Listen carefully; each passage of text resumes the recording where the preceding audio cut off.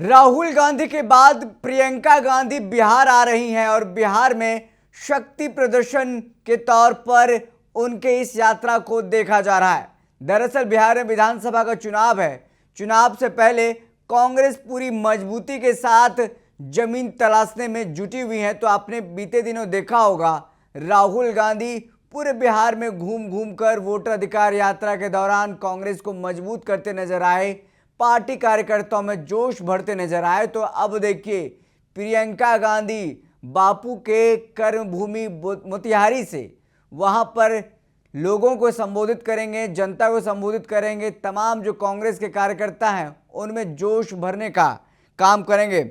जी बिल्कुल, आपने सही सुना। दरअसल बिहार में विधानसभा चुनाव से पहले कांग्रेस अब अपनी चुनावी तैयारियों में पूरी तरीके से जुट गई है।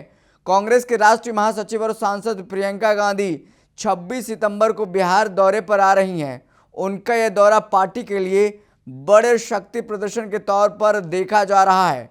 मोतिहारी में वो अपनी पहली चुनावी जनसभा को संबोधित करेंगी, फिर पटना में एक कार्यक्रम में शामिल होंगी। आपको बता दें प्रियंका गांधी अपनी जनसभा के लिए महात्मा गांधी की कर्मभूमि मोतिहारी के ऐतिहासिक गांधी मैदान को चुना है। यह उनके लिए एक प्रतीकात्मक शुरुआत है जिससे बिहार की जनता से सीधा जुड़ाव स्थापित करना चाहती हैं।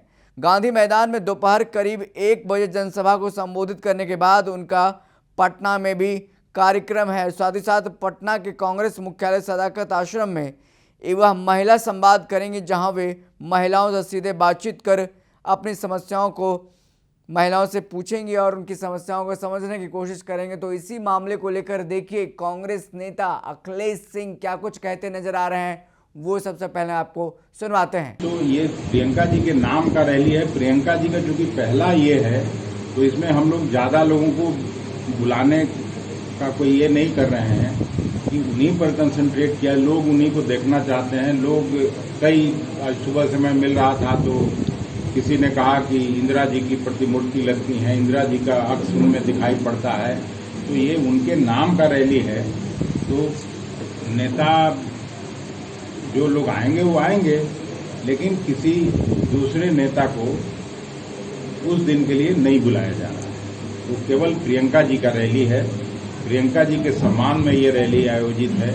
प्रियंका जी के तो हम लोग यहाँ आदर देने के लिए इस रैली का आयोजन कर रहे हैं और चंपारण वासियों की तरफ से उनको जो ब्लेसिंग्स मिलेगा, आशीर्वाद मिलेगा, वही लेके वो लौटेंगे। 26 तारीख को आ रही हैं।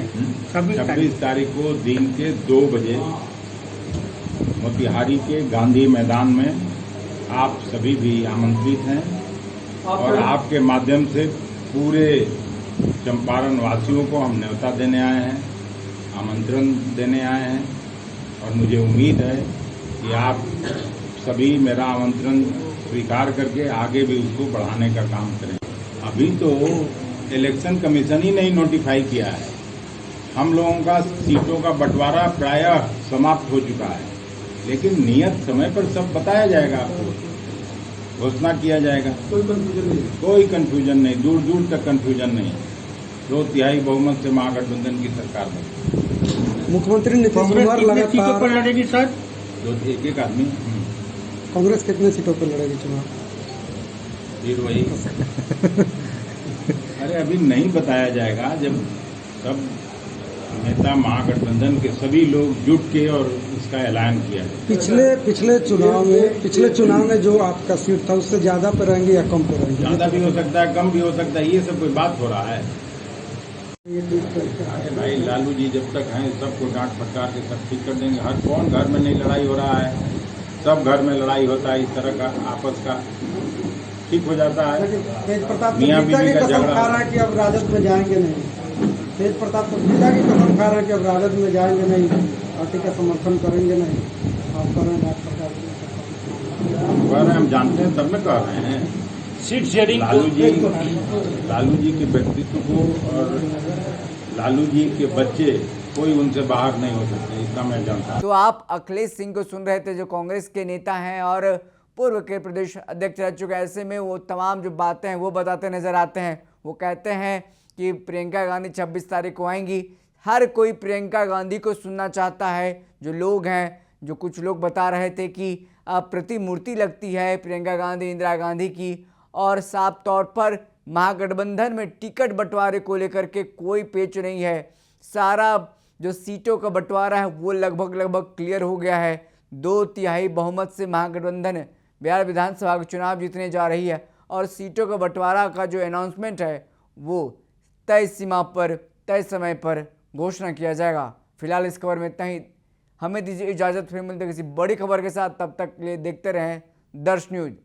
शुक्रिया।